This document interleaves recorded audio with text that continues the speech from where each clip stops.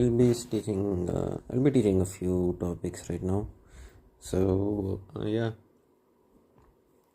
give me a second to get everything sorted, and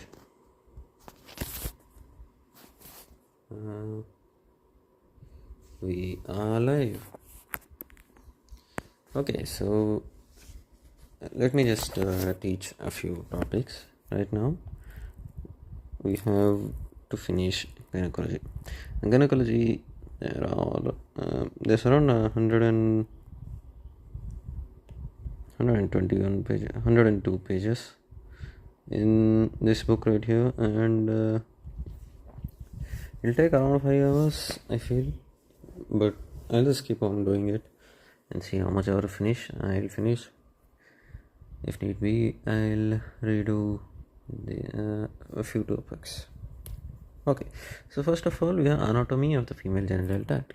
It is 10 centimeter, intramural isthmus, ampulla, and fimbria. That is the parts of the fallopian tube. Interstitium or intramural is is the narrowest part. That's the only thing you have to remember. It has no longitudinal muscle, only circular muscles are present, and it acts as an anatomical sphincter. Isthmus is second narrowest part and acts as a physiological sphincter, and ampulla is the widest and longest part, and fertilization occurs here. Fimbria and infundibulum is in between. Okay, it's a finger-like structure. Then fallopian tube is lined by ciliated columnar epithelium, consists of unique cells. So you have PEG cell. Then secretory cells, you have pyruvate rich secretion, wherein early contraceptives derives its nutrition from pyruvate. Okay, so early conceptors will derive its nutrition from the pyruvate, which is present like pyruvate rich secretions by the PEG cells. Okay, so PEG cells are there, they secrete pyruvate and they allow early conceptors to derive its nutrition from it. So blood supply, medial 2/3 is uterine artery, lateral 1/3 is ovarian artery, which are near the ovary it's the ovarian artery, near the uterus it's uterine artery. Lymphatic and drainage, lateral part and ovarian lymphatic drainage drains into lateral aortic lymph node. Medial part and cornua drainage drains into superficial inguinal lymph node. Then it is the most common site for fertilization in ectopic pregnancy. Ampullary abortion is ampulla. Okay, then most common site for tubal rupture, tubectomy, is isthmus, physiological sphincter. Okay. The best prognosis for reversibility or canalization is ischemic part of the tube. Then pelvic floor, you have it is also called as pelvic diaphragm, and the muscular part separates pelvic cavity from anatomical perineum. Okay, so there is a muscular partition which will separate the pelvic cavity from the anatomical perineum, which makes sense. This is the pelvic part. Okay, then it consists of levator ani muscle composed of pubococcygeus, iliococcygeus, and coccygeus. Okay, pubis coccyx, ilius coccyx, then coccygeus, pubococcyx. Okay, fine. Levator ani muscle origin is always it is condensed fascia covering the obturator internus. So internus will be there, or that it will be there is a fascia. That is the origin. Insertion, anterior fiber parts pass across the side of the vagina and ends in the perineal body. It's always in the perineal body. It forms the pubovaginalis muscle. Then intermediate fibers pass across the side of the rectum and become continuous with fibers of the opposite side behind the anorectal junction. This is called puborectalis muscle. The intermediate fibers, okay, they'll pass through the side of the rectum, become continuous with fibers of the opposite side behind the anorectal junction. It becomes the puborectalis muscle. They merge with internal and external sphincters of anal canal and forms the anorectal ring.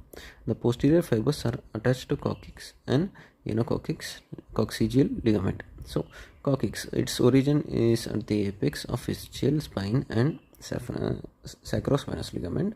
Insertion is sacrum and coccyx. Okay, coccygeus, apex of ischial spine and sacrospinous ligament, and it will insert in the sacrum and coccyx. Intermediate anterior fiber passes on the side and end in the perineal body. Intermediate fiber passes around the side and becomes continuous with the fiber of the opposite side. It becomes like anorectal junction. Puborectalis muscles. Okay. Merge with internal anal sphincter of the anal canal and forms the anorectal ring. It will become the ring basically. It will become the ring. You know, the anal sphincter is like this. Then there's a sphincter here, the same way here also. It will become intermediate fiber. Posterior fibers is attached to coccyx and anococcygeal ligament. Okay, coccygeus ischial spine inserted in sacrum and coccyx. This is the okay. This is the insertion. Then pelvic cellular tissue and endopelvic fascia. So you have for the pelvic cellular tissue. Pelvic cellular tissue condenses to form a few ligaments. First you have uterosacral ligament, then you have cardinal ligament or McElroy's ligament or transverse cervical ligament, then you have pubocervical ligament and rectovaginal septum and pubovesicular fascia. This is the image. So uterosacral ligament is there, fascia is around the rectum, all of these rectofascia of Donovan's. Okay, let's go one by one. Okay, uterosacral ligament, its origin is S3 S4 and S2 S3 S4. Insertion is in the posterior and lateral part of the supravaginal cervix. So there is a supravaginal cervix, in the posterior and lateral part it will insert. Give me a second. Where is in this right here, uterosacral ligament. Yeah, uterosacral ligament. So you can see that it's going posterior and lateral, and it's starting at S3 S2 S2 S3 S4, correct? Then it's going posterior and it's going to attach in the lateral part of this thing, and it goes to the side of the rectum. Okay, that is uterosacral ligament. Next, cardinal ligaments or McElroy's ligament. These are ligaments right here. So they origin is the pelvic wall and they insert in the lateral supravaginal cervix, lateral part of the cervix, you can see, and supravaginal. This also is supravaginal, that also is supravaginal. Okay, supravaginal cervix, supravaginal cervix. Okay, pubocervical ligament is originating in the lateral aspect of the cervix, and it's inserted in the back of the pubis bone lateral to the pubic symphysis. So pubis in the front. Okay, so pubocervical ligament. Where is pubocervical ligament?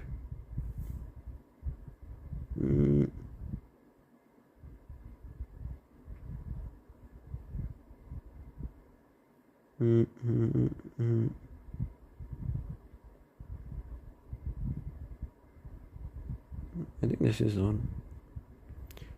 Basically, yeah, it's starting at the back of the pelvis bone, pubic bone. It's lateral to the pubic symphysis, and it will come, and it is an anterior lateral aspect of the cervix. It is starting. I think this only is the pubocervical fascia or ligament, maybe. But okay, rectovaginal septum. Rectovaginal septum is rectum and vaginal septum right here. Where is rectovaginal septum here then?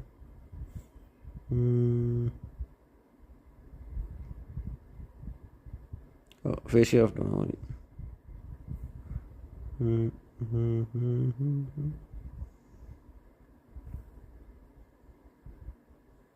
Yeah, so instead of, because there is no vagina here, this is a high cervix, therefore we have rectouterine space basically. But fascia of Donovanni you can remember.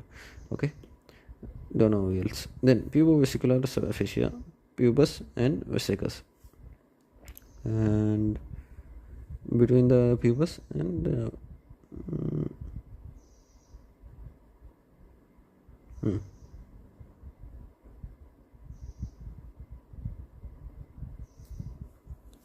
okay, but it basically it is existing between the pubis and the what do you say, urinary bladder. So importance, they support the pelvic organs and they form protective sheath for the blood vessel and the ureter.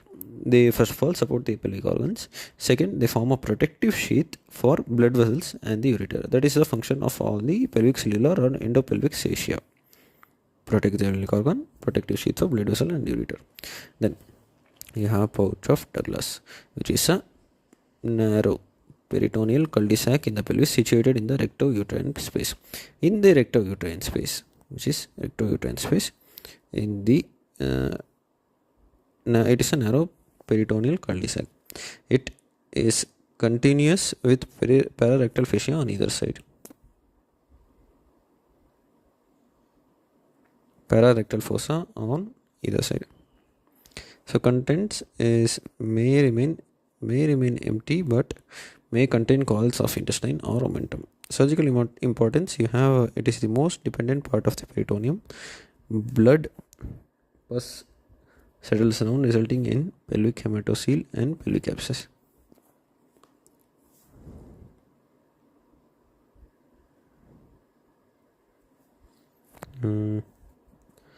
Most dependent part of the peritoneum.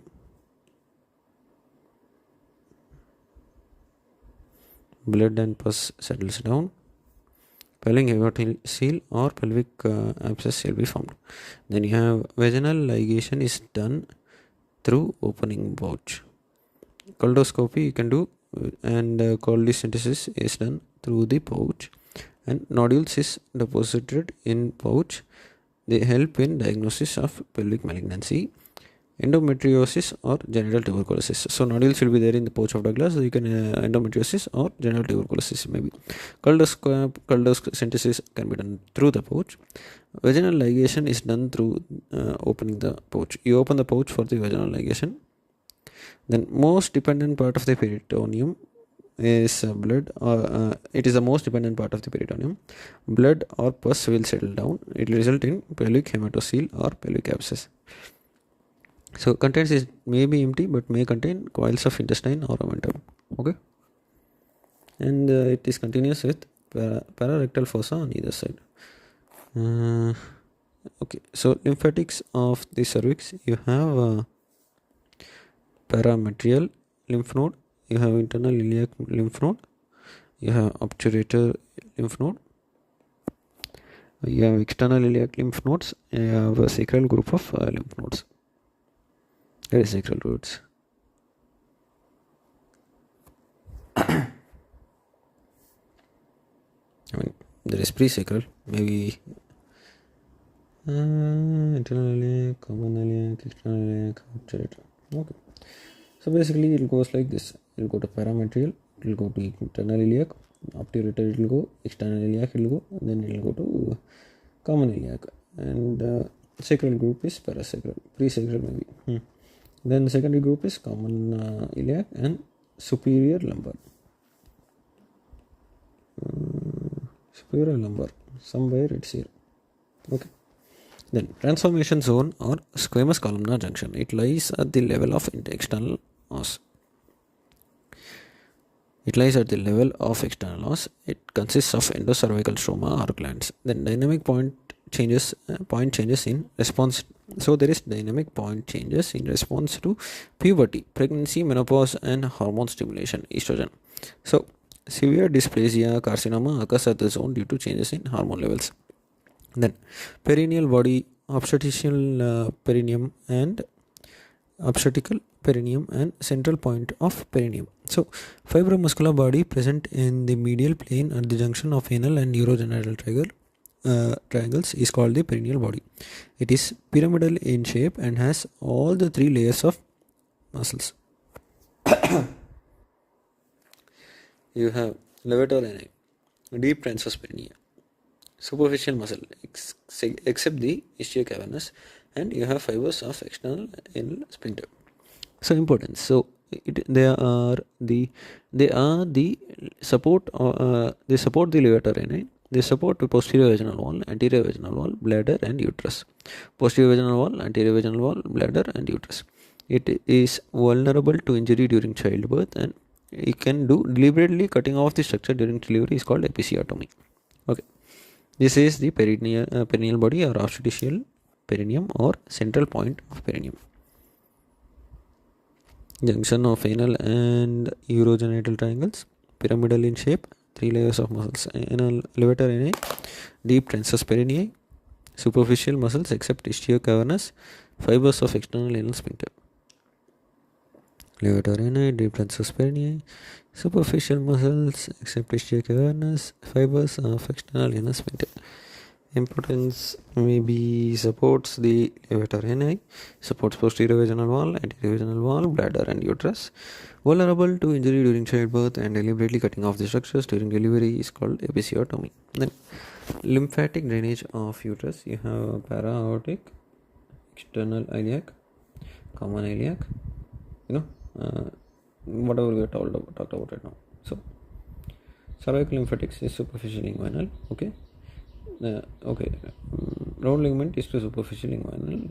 Then cervical lymphatics, you have internal plexus and all. It will go to internal iliac, the common iliac, external iliac, para-aortic nodules. All of them it will go. Then lymphatic drainage of vulva. You have anterior half of labia majora, posterior half of labia majora. So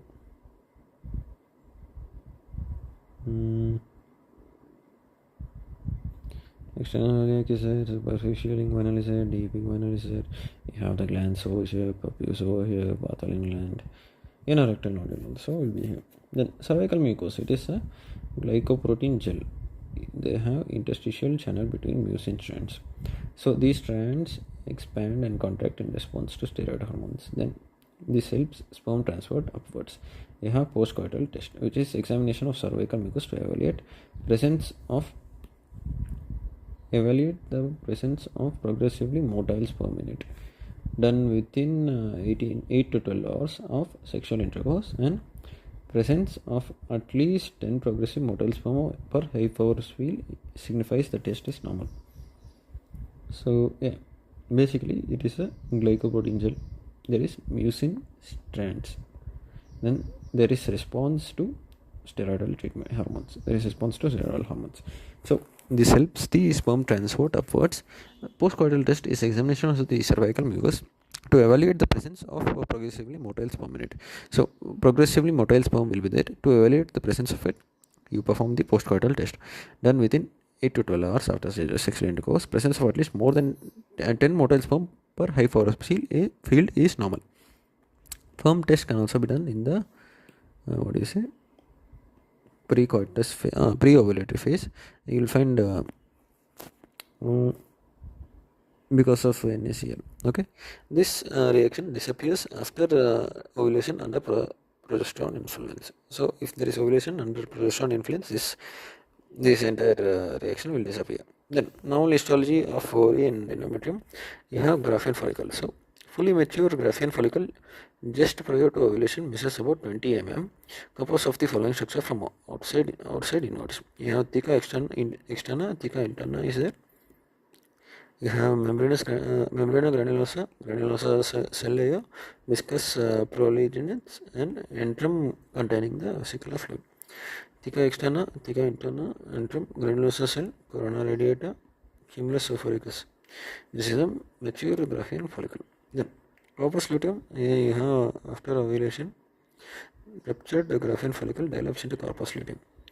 The life cycle is divided into 4 stages. You have proliferation, vascularization, maturation, and regression. Then corpus luteum reaches its maximum maturity by 22nd day of the cycle.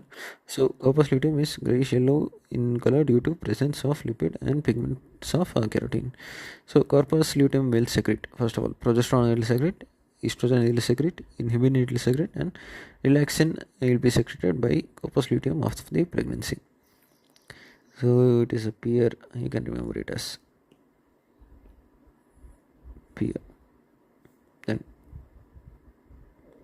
this is the corpus luteum, progesterone, estrogen, inhibin, relaxin, corpus luteum of the pregnancy. Then for proliferation, vascularization, maturation, regression. Maximum maturity by 22nd day of the cycle.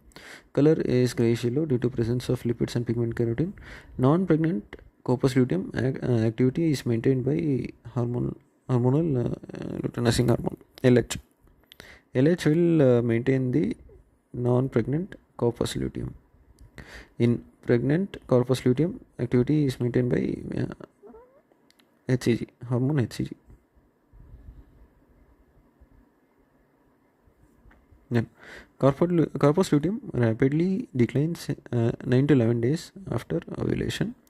It forms corpus albicans if pregnancy does not occur.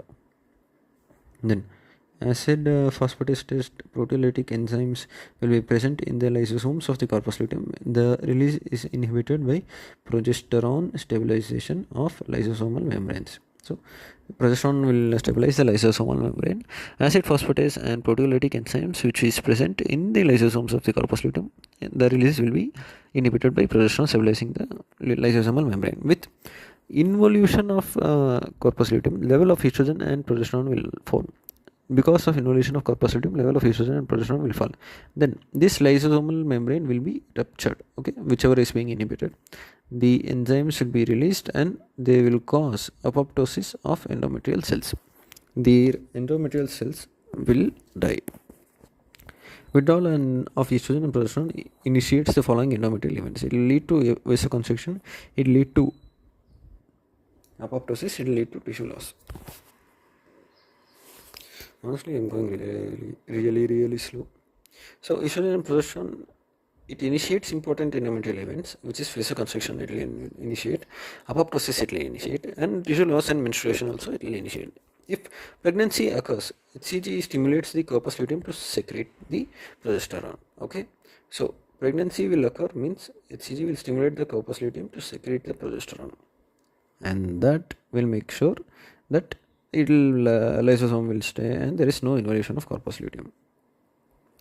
No, yeah. So it remains functionally active up till 10 to 12 weeks of gestation, whereby placenta takes over the function. Then placenta will release the HCG, beta HCG. No. Okay. So moving on, we have a physiology of ovulation and menstruation. So physiologically, there is, first of all, we have to talk about elongation of cervix, which is caused due to elongation of the vaginal part is congenital, elongation of the supravaginal part is uterine prolapse and chronic cervicitis. So mechanism by which vaginal part gets elongated is by hyperplasia and hypertrophy of the fibromusculoglandular components, whereas supravaginal part is due to stress imposed by the pull of the cardinal ligaments.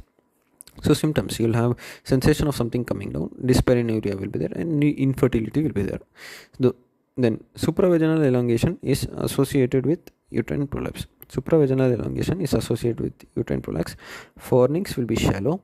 Vaginal cervix will be normal length. Uterine body will be normal length. Uterocervical canal will be increased in length. Okay. Vagina will be normal length. Uterine body normal length. Uterocervical canal increase in length. Okay. That is supravaginal elongation. Uterine will be prolapse. It will be there.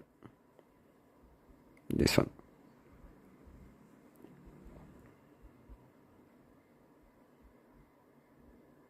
Then congenital elongation, the fornix will be deep, vaginal cervix will be elongated, uterine body will be in normal size, and uterocervical canal there will be increase in length, evidenced by the uterine sound. So uterocervical canal there will be increase in length due to the uterine sound. Uterine body will be normal size, vaginal cervix will be elongated, fornix will be deep in congenital elongation, which is elongation of the vaginal part.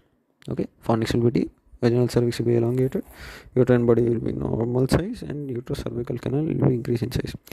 Treatment, you have supravaginal elongation will lead to cervicoplexy.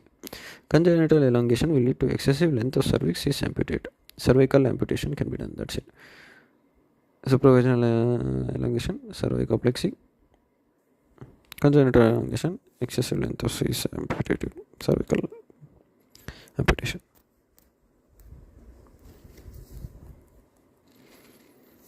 Then we go on to the physiology of menstruation.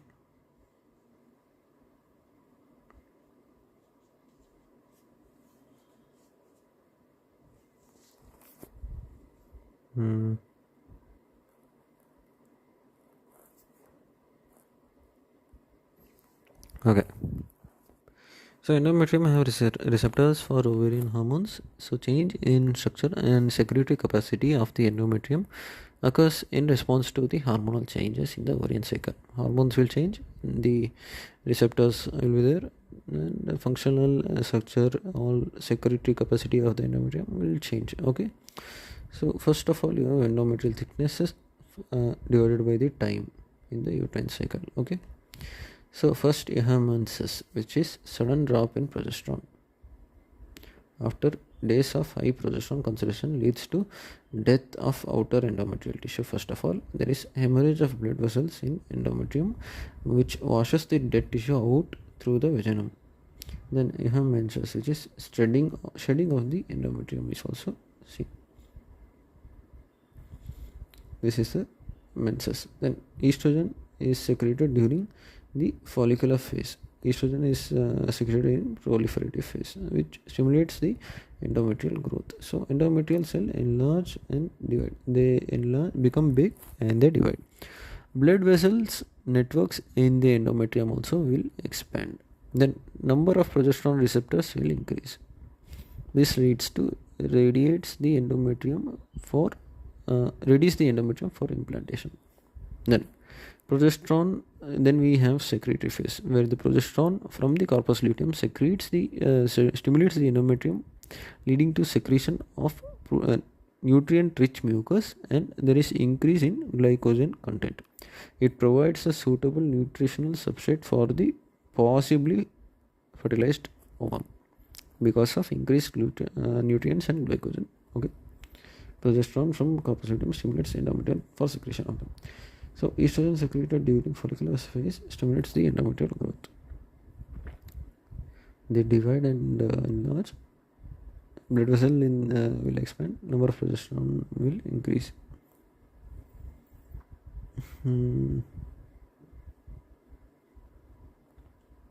Okay. I'll actually come back to congenital and disorders, and I'll come back. Actually, I need a break.